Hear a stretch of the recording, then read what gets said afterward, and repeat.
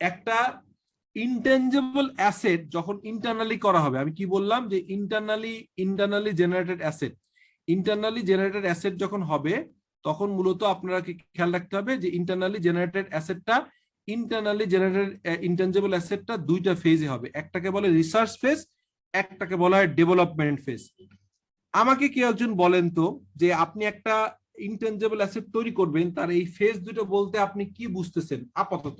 আমি পড়ার পরে বলতেছি, আপনি কি মানে জাস্ট শোনার পরে কি আপনার ধারণা যে রিসার্চ ফেজটা কি আর ডেভেলপমেন্ট ফেজটা কি? স্যার আমাদের স্যার বর্তমানে যে স্যার হইলো স্যার করোনা, এই করোনাটা যে স্যার রিসার্চ করতেছে, স্যার রিসার্চ করে যে স্যার ওষুধটা বের করলো, এই যে রিসার্চ, এটাই স্যার একটা রিসার্চ ফেজ। আবার 1 বছর পরে এই ওষুধটা যখন স্যার লং টাইম করার জন্য স্যার ডেভেলপমেন্ট করবে রিসার্চে, সেটা স্যার ডেভেলপমেন্ট ফেজ।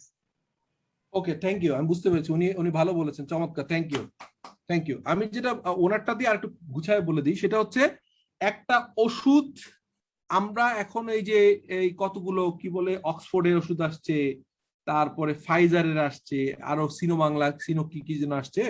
তো এই যে ওষুধগুলো আসছে, এই ওষুধগুলো আমরা এখন দেখছি, বাট এই ওষুধের পিছনে একটা কাহিনী চলছে, অনেক দিন যাবত একটা রিসার্চ ফেজ চলছে।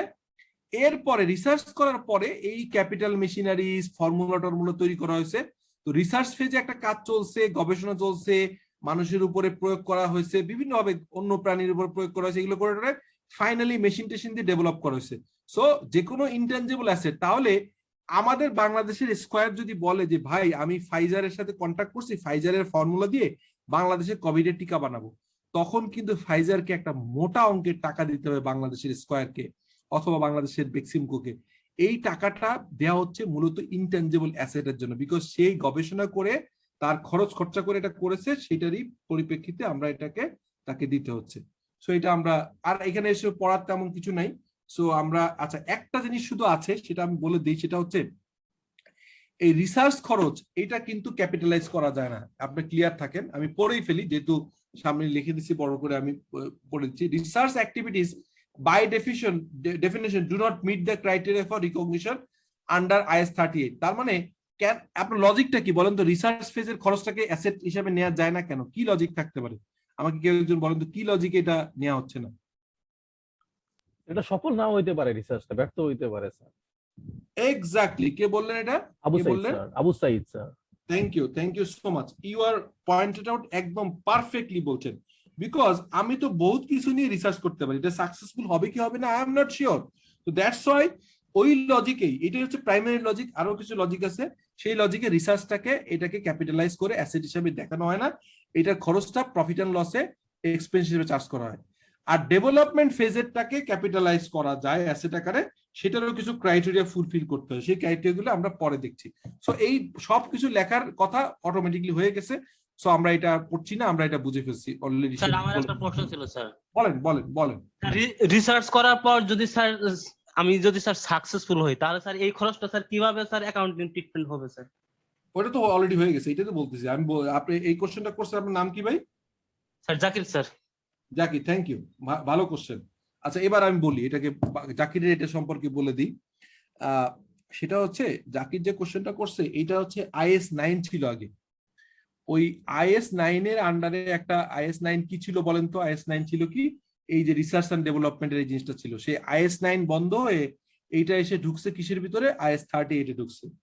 IS 9 এ বলা ছিল আগে যে আপনি রিসার্চেরটাও খরচ হিসেবে ক্যাপিটালাইজ করতে পারবেন, কিন্তু জাকির এটা একটা অদ্ভুত সমস্যা হয়ে যেত, দেখা যেত যে মানুষ 10টা রিসার্চ করে 2টাও সাকসেসফুল হয় না, যে কারণে IS এ অনেক গবেষণার পরে ঠিক করা হয়েছে যে রিসার্চের যে খরচগুলো যখন যেটা হবে তখন সেটা ইনকাম স্টেটমেন্টে চার্জ হয়ে যাবে, ফলে ওটা প্রফিট এন্ড লসে হিট করে যাবে, এটা তো আর আপনার কোথাও থাকছে না। এটা খরচ আপনি যখন চার্জ করে দিচ্ছেন অ্যাজ এক্সপেন্ডিচার, তখন তো আপনার প্রফিটের সাথে এটা অ্যাডজাস্ট হয়ে যাচ্ছে, এটা তো কোনো কিছু থাকছে না। আর ডেভেলপমেন্টের জন্য ধরেন আমি একটা উদাহরণ দিই আপনাকে আরো সহজ বলি, টেসলা গাড়ি, বিভিন্ন গাড়ি নতুন হাই স্পিড, আমি ইউরোপে গিয়েছিলাম, আপনাদেরকে বলা হয়েছে কিনা জানি না, আমি ইউরোপে 400 কিলোমিটার গতিতে গাড়িতে চড়ছি, যদিও 400 কিলোমিটার পুরো চলে নেই, 380 লেভেল পর্যন্ত উঠছিল, তখনই গাড়িটারি কাঁপে, এবং ওই অটোমেটিক গাড়ি তো 6 কোটি টাকার বেন্টলি নামে গাড়িটার নাম ছিল, তো ওইটা হচ্ছে যে আপনার 6 কোটি টাকার দাম।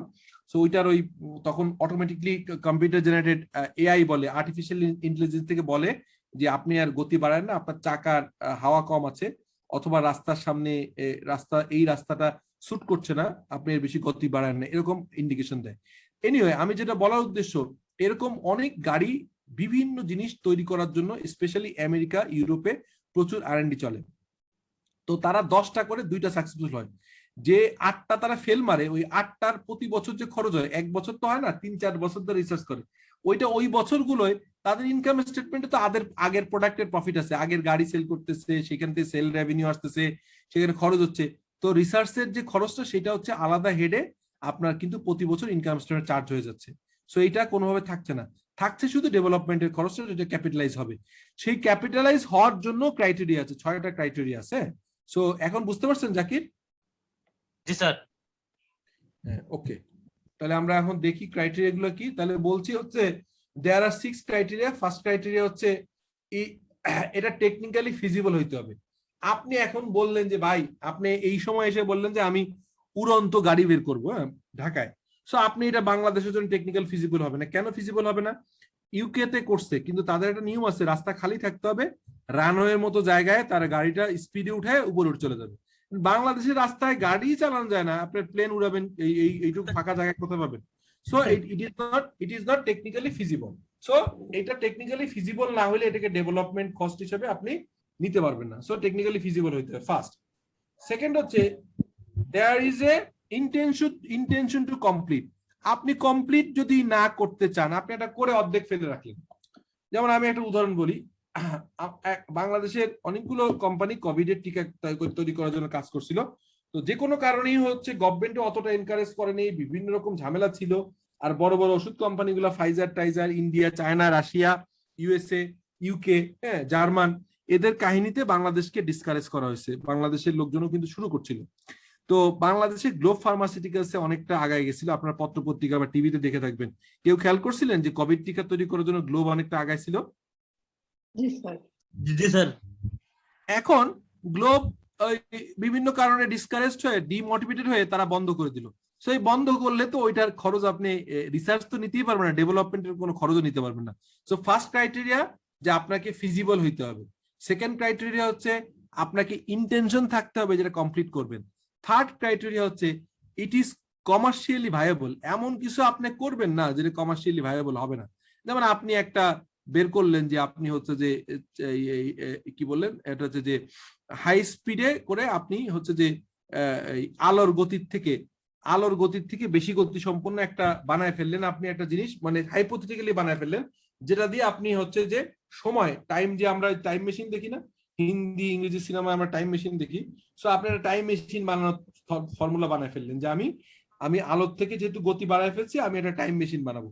সো এইটা যেমনি আপনার হচ্ছে যে টেকনিক্যালি এটা সাউন্ড না, এটা টেকনিক্যালি ইম্পসিবল, সঙ্গে সঙ্গে আবার কমার্শিয়ালি ভায়াবল না, হয়তো দাম মানে এরকম।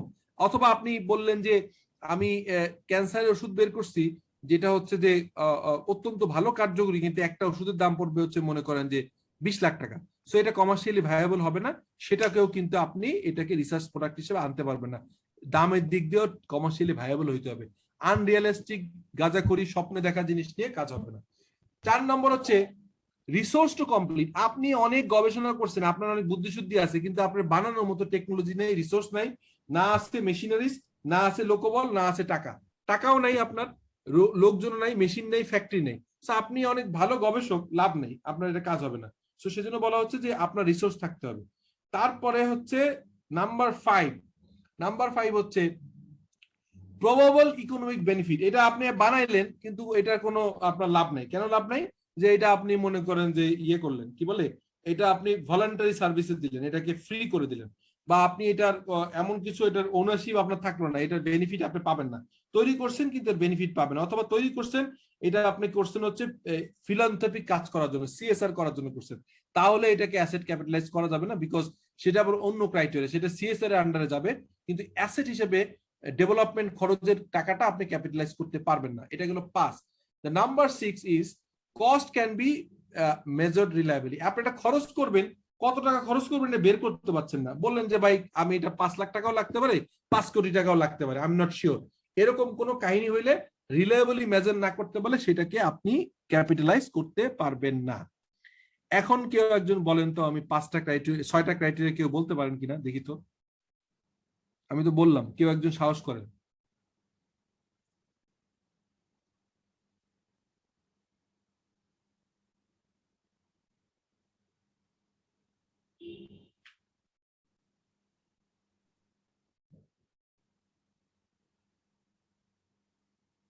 বলেন,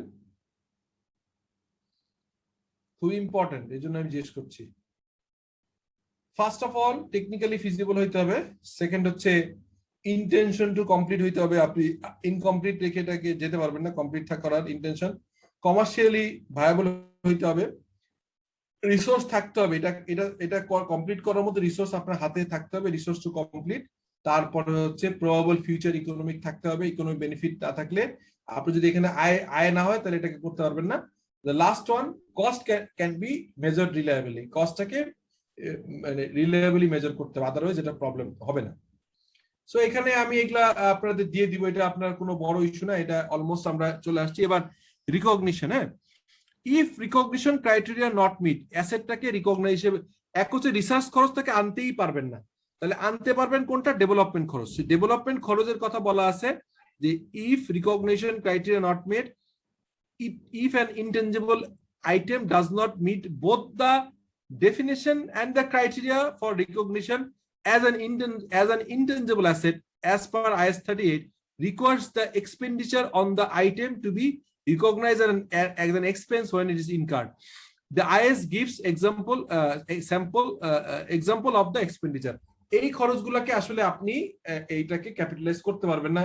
startup cost, advertisement cost, training cost, business relocation cost of introducing new product or service such as advertisement, cost of conducting new business, administration cost incurred while an asset that is ready for use in awaiting deployment, আপনি এখনো deployment করেন নাই, cost of redeployment of an asset, initial operation loss incurred by the operation। এগুলোকে আসলে আপনি criteria meet না করলে আপনি কোনোভাবে এটাকে ক্যাপিটালাইজ করতে পারবেন না। এই ধরনের খরচগুলো আমরা অনেক সময় একটা খরচকে হঠাৎ করে ক্যাপিটালাইজ করে ফেলি। আপনারা দেখেন, আমরা প্রি অপারেটিং খরচ আছে না, আপনারা কি জানেন হোয়াট ইজ প্রি অপারেটিং খরচ? এনিওয়ান? প্রি অপারেটিং এক্সপেন্ডিচার কি? স্যার কোন কোম্পানি স্যার অপারেশন শুরু করার আগে যে স্যার খরচগুলো হয় স্যার, মানে ওই যে শেয়ারের ফি টি এগুলো। সো এটাকে কিন্তু আপনি এটা সার্টেন টাইমের ভিতরে আপনাকে ভাগ করে দিতে হয়, আজীবন আপনি রাখতে পারেন। তার মানে এটা কিন্তু আপনি অ্যাসেট হিসেবে রিকগনাইজ না করে আপনি কিন্তু কয়েক বছরের ভিতরে ডিফার্ড এক্সপেন্স হিসেবে আপনি কিন্তু এটাকে ভাগ করে দিতে হয়। সো এই খরচটাকে কিন্তু আপনি অ্যাসেট হিসেবে রাখতে পারেন না, করতে হয় ডিফার্ড এক্সপেন্ডিচার হেডে, এবং আপনাকে একটা সার্টেন টাইম 3 বছর 7 বছরের ভিতরে, স্পেশালি 3 বছরের ভিতরে রিকমেন্ডেড থাকে, আপনি এটাকে আপনাকে ভাগ করে দিতে হয়। শুরু করার কি কোনো ই আছে টাইম ফ্রেম? অপারেশনে যাওয়ার পরে শুরু করতে হবে, ঠিক আছে? আচ্ছা, এরপরে মেজারমেন্ট সব সময় যে কোনো মেজারমেন্টের ক্ষেত্রে আমরা কি এখন বলেন তো কি কি পড়লাম? আইএস এর রিকগনিশনটা পড়ে ফেললাম, এখন মেজারমেন্ট নিয়ে কথা বলছি, এরপর প্রেজেন্টেশন এবং ডিসক্লোজার। সো যে কোনো মেজারমেন্টে কিন্তু ইনিশিয়াল মেজারমেন্ট হয়, সাবসিকুয়েন্ট মেজারমেন্ট হয়। যেমন একটা অ্যাসেট কিনলেন আপনি, এটা হিস্ট্রিক্যাল কস্ট হচ্ছে ইনিশিয়াল রিকগনিশন হয়ে গেল। সাবসিকুয়েন্ট মেজারমেন্ট হচ্ছে আপনি এই যে ডেপ্রিসিয়েশন চার্জ করছেন, অ্যাকুমুলেট ইম্পেয়ারমেন্ট লস হয়, আপনাদেরকে আমি পড়িয়েছি ইম্পেয়ারমেন্ট লস হলে কিভাবে চার্জ করতে হয়, এটাকে বলে সাবসিকুয়েন্ট মেজারমেন্ট। তো এটা আসলে এখানে ডিটেইল আছে, আমরা তো ডিটেইলে না যাই, আমরা হচ্ছে এই যে সাবসিকুয়েন্ট মেজারমেন্টের 2টা মেথড আছে, এটা খুব সংক্ষিপ্ত আকারে বলে দিই, আপনাদের ভালো লাগবে, ইজিলি বুঝতে পারবেন। আর আমার আইএস বইটা তো ডিটেইল এটা দেয়া আছে। An entity must choose either the cost model or revaluation model for each class of intangible asset. প্রথম হচ্ছে বলেন তো ইনটেনজিবল অ্যাসেটের রিকগনিশনের ক্ষেত্রে আমি শুরুতে বলছিলাম যে এইটার যে রিসার্চ কস্টটাকে আপনি রিকগনাইজ করতে পারবেন না অ্যাজ অ্যান অ্যাসেট। আচ্ছা, রিকগনাইজ করতে পারবেন হচ্ছে ডেভেলপমেন্ট খরচটা, কিন্তু কন্ডিশন আছে, টেকনিক্যালি ফিজিবল হইতে হবে, ইকোনমিক বেনিফিট ফিরে আসতে হবে, এটা ইকোনমিক, তারপর হচ্ছে কমার্শিয়ালি ভায়াবল হইতে হবে, রিসোর্স থাকতে হবে টু কমপ্লিট, এটার কস্টটা রিলেয়েবলি, এটা টেকনিক্যালি সাউন্ড হইতে হবে, কস্টটা রিলেয়েবলি মেজার করতে জানতে হবে। এই ধরনের ক্রাইটেরিয়া করার পর আপনি ডেভেলপমেন্ট খরচকে আপনি ইনিশিয়ালি রিকগনাইজ করলেন, হ্যাঁ এটা একটা ইনটেনজিবল অ্যাসেট হবে। লেটস সে ওই যে কোভিড এর টিকা, এই জিনিসটাকে আবার আপনার দুইটা মডেলে আপনার সাবসিকুয়েন্ট মেজারমেন্ট করা যায়। এই মডেলটা কস্ট মডেল, রিভলিউশন মডেল, এটা IAS 16 আমরা যা যা পড়েছি সিমিলার। IAS 16 আপনারা পড়েছেন না প্লিজ? আপনার মনে আছে এই যে তারেক কামাল স্যার নিয়েছিল? স্যার ওই যা যা আছে সেইভাবেই করা যাবে। ইনিশিয়ালি এটা বলা হচ্ছে যে cost model, after initial recognition intangible asset should be carried at cost less accumulated depreciation and impairment loss. এটা হচ্ছে ইনিশিয়াল। আর রিভলিউশন মডেল তো আমরা জানি যে intangible asset may be carried at a revalued amount, হ্যাঁ, based on fair value less any subsequent amortisation or impairment loss. আচ্ছা, এখানে loss only if the fair value can be determined by reference of active market, such as active market are expected to be uncommon in the intangible asset, like example where production quotas থাকে, এটা তার হচ্ছে fishing licence, taxi licence. আসলে হয় কি, intangible অ্যাসেটটা some sort of licensing, trademark, patent, এগুলো এগুলো অনেক সময় অ্যাক্টিভ মার্কেটে অত মানে কমন হয় না, আনকমন নেচার হয়। যেমন আপনি একটা ছাতা কিনবেন, একটা ল্যাপটপ কিনবেন, একটা গাড়ি কিনবেন, 1 কেজি চাল কিনবেন, there is a huge active market. But আপনি একটা প্যাটেন্ট, গুডউইল, এটা কিন্তু অ্যাক্টিভ মার্কেট এরকম ফিজিবল হয় না। তো যাই হোক, রিভলিউশন মডেল হচ্ছে সোজা কথা আমরা জানি, যেটা হচ্ছে যে আমরা যখন দেখি যে এইটার হচ্ছে যে ক্যারিং ভ্যালুর থেকে এইটার ফেয়ার ভ্যালুটা অনেক বেশি আছে এবং এটা স্বীকৃত, এটা প্রপারলি রিকগনাইজ করা গেছে যে এটার ভ্যালু অ্যাপ্রিসিয়েশন হয়েছে, সেই ক্ষেত্রে আমরা রিভলিউশন করি। রিভলিউশন করলে আমরা রিভলিউশন সারপ্লাস অ্যাসেটের ভ্যালু বাড়াই, আছে রিভলিউশন সারপ্লাস আকারে আপনার ওনার সিকিউরিটি পার্টে যায়। ঠিক আছে, এটা আমরা জানি IAS 16 যা আছে সেই সিমিলার, অত ডিসকাশনের ইস্যু নাই এখানে। আচ্ছা, এরপরে হচ্ছে আরেকটা কথা, এইটাই সবচেয়ে ইম্পর্টেন্ট টপিক, এটা বলে আমরা ক্লোজিং এ চলে যাব। সেটা হচ্ছে আচ্ছা বলেন তো, ডেপ্রিসিয়েশন আর অ্যামortization ডিফারেন্সটা কি বলেন তো, বলেন। অ্যামortizationটা হয় ইনটেনজিবল অ্যাসেটের ক্ষেত্রে, হ্যাঁ, আর ডেপ্রিসিয়েশনটা হয় ট্যানজিবল অ্যাসেটের ক্ষেত্রে। এখন অ্যামortization হবে যদি এটা ফাইনাইট লাইফ থাকে। ফাইনাইট মানে যেটাকে আপনি কনফার্ম লাইফ, মানে লেটস সে আপনি একটা সফটওয়্যার বানালেন অথবা একটা সফটওয়্যার কিনলেন, যে সফটওয়্যারটার লাইসেন্সটা কিনেছেন এসিপির কাছ থেকে, এসিপি বলে দিল যে আমি এটা ECC 6 মডেল, ECC 6 ভার্সনের লাইসেন্স আপনাকে দিলাম, এইটার ভ্যালুটা আগামী 10 বছর পর্যন্ত থাকবে, 10 বছর পরে আমরা ECC 6 থেকে চলে যাব S/4HANA। সো এই 10 বছর লাইফ টাইম থাকলে আপনি এসিপি লাইসেন্স কেনার যে খরচটা, this is a intangible asset, এটাকে আপনি 10 বছরে ভাগ করে দিলেন, যেটা করে ফাইনাইট লাইফ থাকলে, মানে নির্দিষ্ট, হ্যাঁ, ফিনিট লাইফ। আর ইনফিনিটিভ লাইফ কিরকম হয় আমি সহজ বলি, গুডউইল, প্যাটেন্ট, আপনি একটা ট্রেডমার্ক করছেন, এটা কোন লাইফ টাইম আছে যে কত বছর ট্রেডমার্ক থাকবে? আপনি বলেন তো, ট্রেডমার্কে কোন লাইফ টাইম হয়? না স্যার। তাহলে ট্রেডমার্কের কোনো অ্যামortization হবে না। কিন্তু একটা জিনিস হবে, সেটা কি বলেন তো, দেখি বলতে পারেন কিনা আপনারা, দেখি বুদ্ধি দিয়ে খাটায় বলেন তো, একটা জিনিস হবে, বলেন, একটা টেস্ট হবে, সেই টেস্টটা কি? ট্রেডমার্কটা একটা নির্দিষ্ট পিরিয়ড পর্যন্ত হতে পারে না, কেন? ট্রেডমার্কটা কি? ট্রেডমার্ক হচ্ছে let's say Kallol group of companies, KGC, time zone. তো টাইম জোন তো আপনার লাইফ টাইম না, আজীবন যতদিন আপনি এই ব্যবসা চালাচ্ছেন ততদিন পর্যন্ত লাইফ থাকবে, নির্দিষ্ট লাইফ টাইম না তো, এটা তো এমন না। হ্যাঁ, যে আমি আরেকটা উদাহরণ দিই, লেটস সে আপনি কোভিড এর জিনিসটা বের করছেন, কোভিড এর টিকার ফর্মুলা বের করছেন, আপনি কি এখন জানেন যে ভাই কোভিড কবে শেষ হয়ে যাবে? কোভিড শেষ হয়ে গেলে না আপনার টিকাটা ইনভ্যালিড, মানে এই টিকার ফর্মুলাটা ইনভ্যালিড হয়ে যাবে। এখন এটা কোভিড 5 বছরও থাকতে পারে, ইভেন 50 বছরও থাকতে পারে, আবার 1 বছর পর শেষ হয়ে যেতে পারে। So there is no finite life, এটা ইনডিফিনিট লাইফ নাই। হ্যাঁ, এটা হচ্ছে ইনডিফিনিট লাইফ, মানে হচ্ছে পারপিচুয়াল, চলতে থাকবে। এরকম হলে যদি হয় তখন এটাকে অ্যামortization করা যায় না, কিন্তু একটা কাজ করতে হয়, সেটার নাম হচ্ছে ইম্পায়ারমেন্ট অফ অ্যাসেট। এটা একটা ইনটেনজিবল অ্যাসেট, আর ইনটেনজিবল অ্যাসেট কি ইম্পায়ারমেন্ট টেস্ট করতে হয়, যেটার যে ভ্যালু ধরা আছে এটার কি ইম্পায়ারমেন্ট টেস্টের ফর্মুলাটা আমি আপনাদেরকে আগের সেশনে পড়িয়েছিলাম, প্লাস রিসেন্টলি আবার একটা ভিডিও বানিয়ে দিয়েছিলাম। আমাকে বলেন যে ইম্পায়ারমেন্ট টেস্টটা কিভাবে করতে হয়, এক লাইনে কেউ বলতে পারেন কিনা দেখি, 1-2 লাইনে। স্যার যখন ক্যারিং অ্যামাউন্টটা রিকভারেবল অ্যামাউন্টের থেকে কমে যায় স্যার।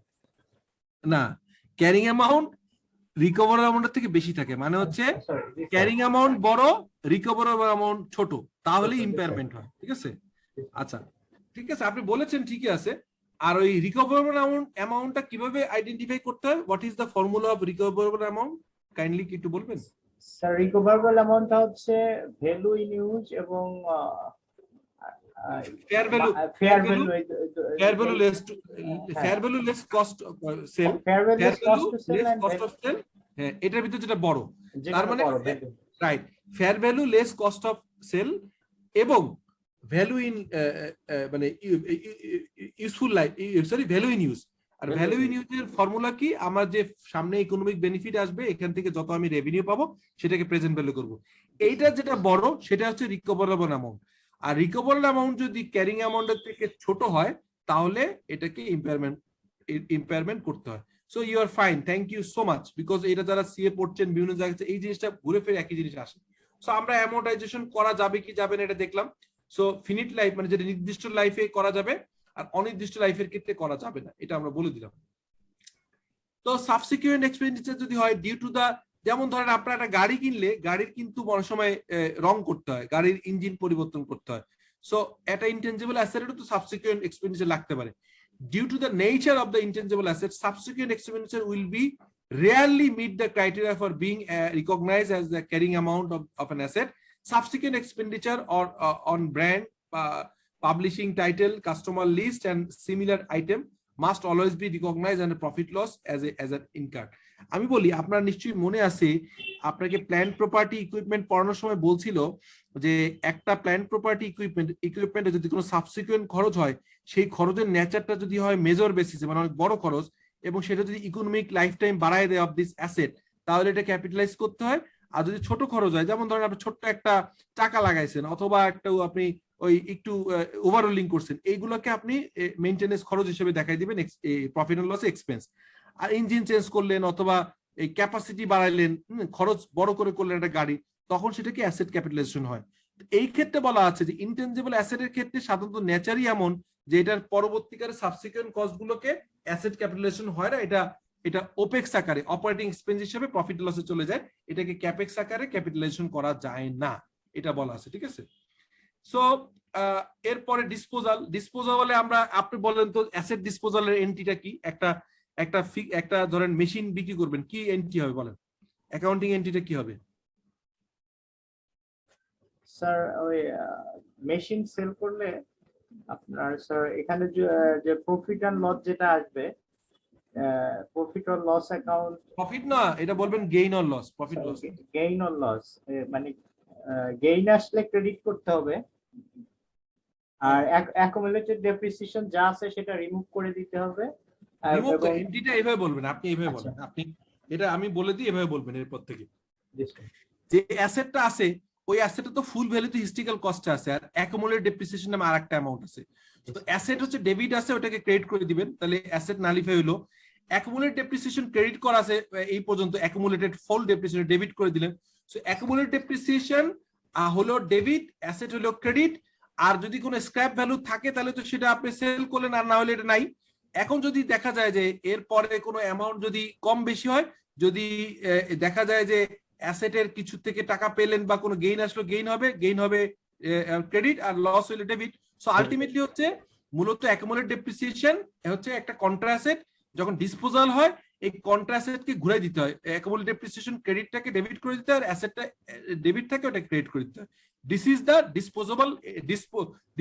Disposal entry. আর সঙ্গে গেইন লস থাকতে পারে অথবা স্ক্র্যাপ ভ্যালু বা সেলভেজ ভ্যালু সেল করলে অ্যামাউন্ট আসবে, এটা তো আমরা জানি।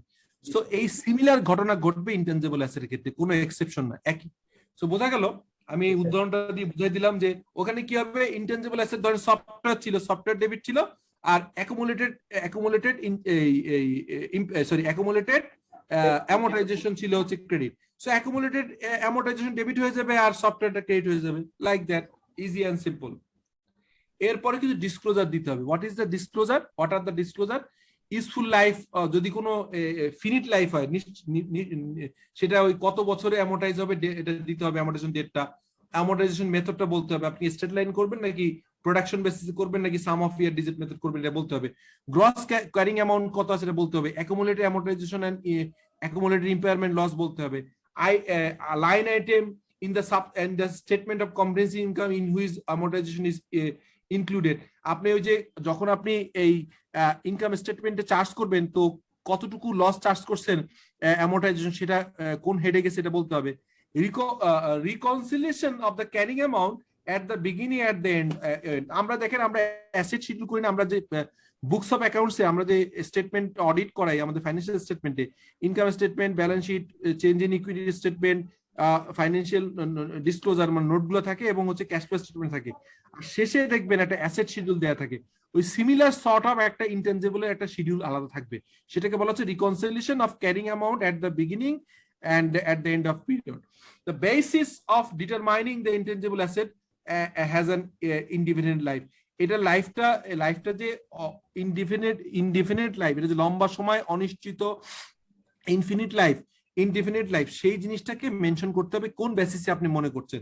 Description and the carrying amount of individual material intangible asset, material intangible asset কি কি ম্যাটেরিয়াল আছে বলতে হবে, certain special disclosure about the intangible asset acquired by the way of government grant. গভর্নমেন্ট গ্র্যান্টের মাধ্যমে, গভর্নমেন্ট গ্র্যান্ট তো দেয় অনেক সময় বিজনেস সাপোর্ট করার জন্য বা কোনো একটা পার্টিকুলারলি, যেমন ধরেন রিনিউয়েবল এনার্জি সেক্টরে দেয় গভর্নমেন্ট গ্র্যান্ট, এই গভর্নমেন্ট গ্র্যান্টের মাধ্যমে যদি কোনো ইনটেনজিবল অ্যাসেট আপনি অ্যাকোয়ার করেন সেটা আলাদাভাবে নোট দিতে হবে।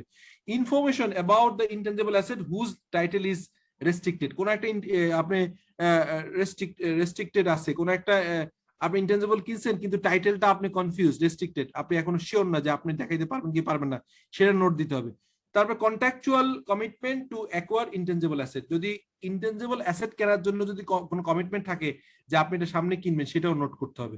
So this are the I mean the disclosure requirement. So আমি কিন্তু এখানে মোটামুটি ভাবে আপনার রিকগনিশন, মেজারমেন্ট, তারপর হচ্ছে ডিসক্লোজার এবং প্রেজেন্টেশন, তো অবভিয়াসলি এখানে আমরা বলেছি যে আপনার ব্যালেন্স শিট, ইনকাম স্টেটমেন্ট কিভাবে যাবে, সো সবগুলোই ডিসকাস করলাম এবং এই ক্রাইটেরিয়া গুলো ডিসকাস করলাম। Any question? যদি কোশ্চেন না থাকে তাহলে আজকের মতো শেষ করব। Any question from you?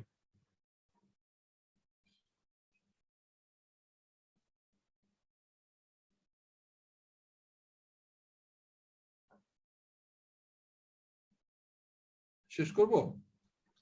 Okay sir, কোনো কোশ্চেন নেই স্যার। Thank you sir. আসসালামু আলাইকুম।